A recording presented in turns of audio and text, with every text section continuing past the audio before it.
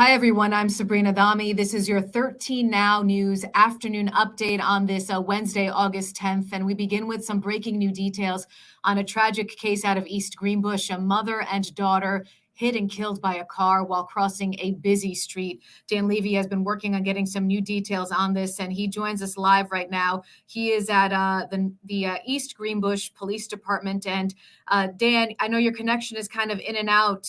Can you hear me?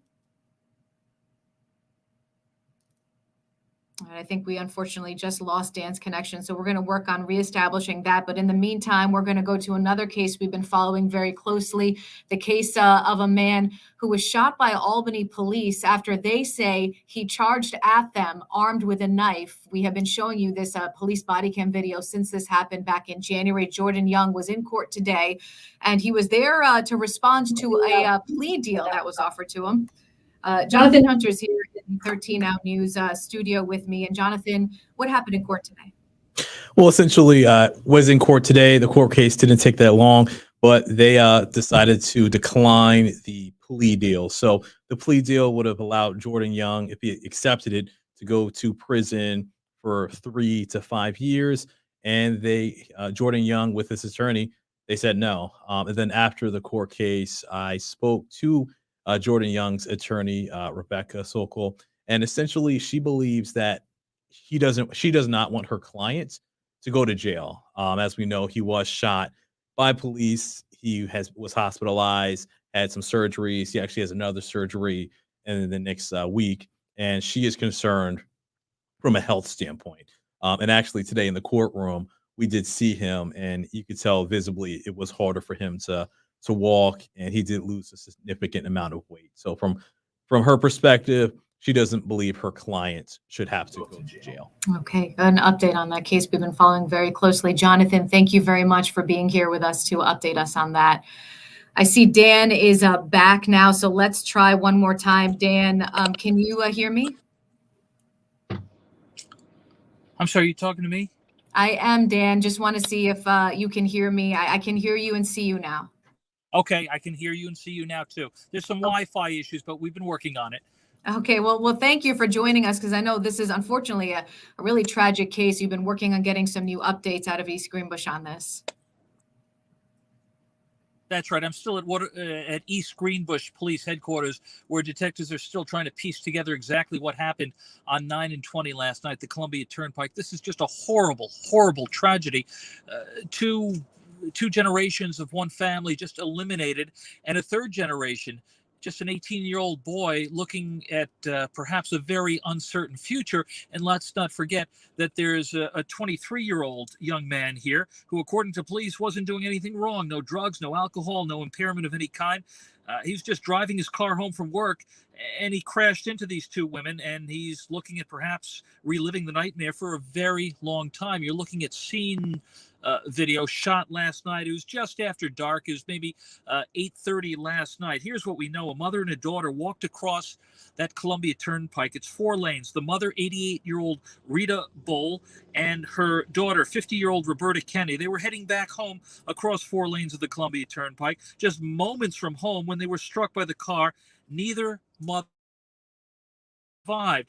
And I spoke briefly with a family member of the deceased earlier today, who was obviously very distraught. She was on her way with other family members to the funeral home to make arrangements. I also spoke with an East Greenbush police detective who was on the scene, who tells me he had to carry out one of the most difficult death notifications in his career. He's been a police officer for 18 years.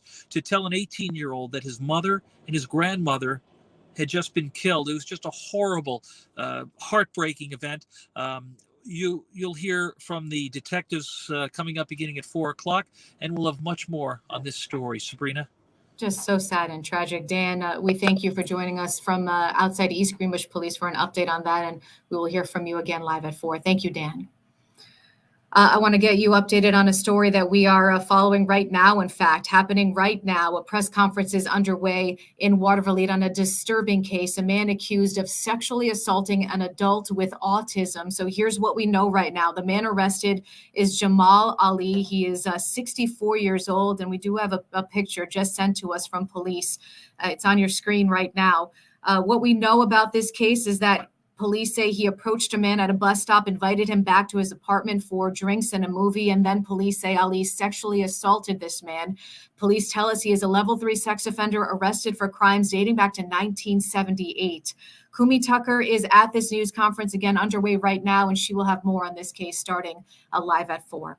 Let's get a check on your forecast right now. Bring in meteorologist Paul Cayano. Today feels like a different season, Paul. It really does. It feels like you moved out of Albany, right, and into somewhere in South Central Canada or something. I mean, all of a sudden got a lot of clouds, humidity levels down, not out, but certainly changeable from the last few days. And the sun's gone away, which is keeping temperatures cool, Sabrina. So big difference. And you could see that out here on the CDPHP first warning cam. Thank you.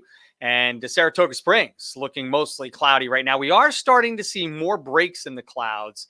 And this is going to help push our temperatures up a bit. Now it's up to 77 in Saratoga Springs. Other temperatures are in the 70s. Sabrina, let's go to max 2. I think you have the camera up there, and we could show everyone the temperatures across the region. And other temperatures are 72 at Glens Falls, 74 right now at Pittsfield, and 74 right now at Kinderhook. Thank you. And the cloud cover, again, not leading to any rain. So no problems with any showers or thunderstorms today. It just looks kind of threatening out there with those thicker clouds, a part of a system that'll be sliding on by, just a weak disturbance. So that's why I'm not expecting any rain. But I think gradually we'll get back into more sun, probably enough to get us to just about 80 for a high, which will feel nice compared to the mid and high 90s we had seen so frequently over the better part of the last week. The next front starts way up into Canada, and watch how it slides our way during the day on Thursday with just a quick round of a couple of showers, maybe a rumble of thunder as that front passes by late on Thursday. Then behind it, that drier, more refreshing air blows in here starting Friday, and that'll carry us through the weekend, which is looking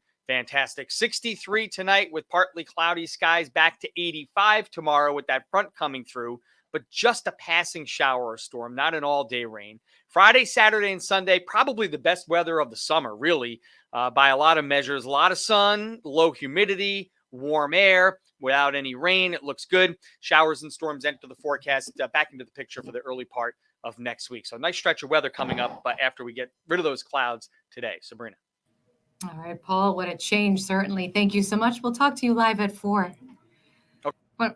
Want to get to a News Channel 13 special project now. We know that we've entered this new era of more people working from home, but at what cost? How is this having an impact on perhaps other businesses that really relied on people who did go to the office each day? Stella Porter is here in the 13 Now studio.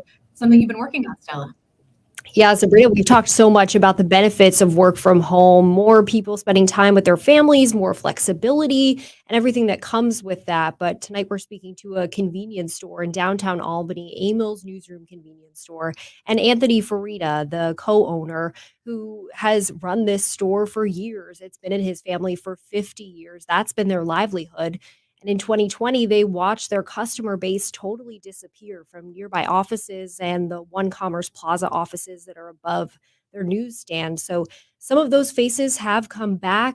They've trickled back to the office, whether a hybrid schedule or coming back in person, but they haven't all returned. So tonight we're really just looking at where they're at with that, what the store is looking to see, and whether they might make it out of this, which it's really not looking good for them.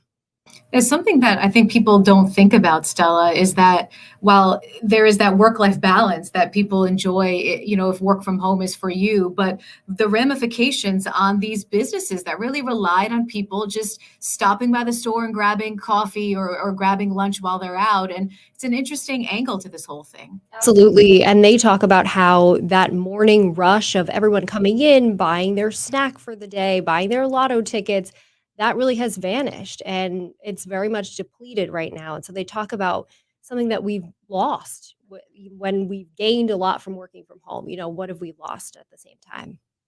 Looking forward to hearing more about it starting live at 4. Stella, thank you so much for being here with us. Thank you. That is your 13 Now update on this Wednesday afternoon. I'm Sabrina Dhami. We will see you starting live at 4 on air on News Channel 13.